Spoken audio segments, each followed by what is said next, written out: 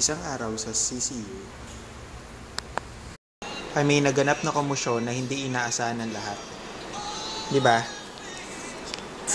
Nang dahil lamang sa isang professional pin na na-repair ng isang nurse sa isang doktor, nagkaroon ng umaatikabong bakbakan na nagsimula lamang sa isang phone call.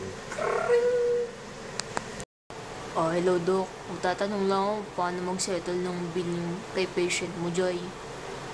Settle mo na lang yan, doon tayo sa tapat ng OAP. Bla bla bla bla bla. Bla bla bla bla bla. Bla bla bla bla bla. Hindi ka ba talaga sumagot sa doktor? Di mo ba alam, doktor ako, ha?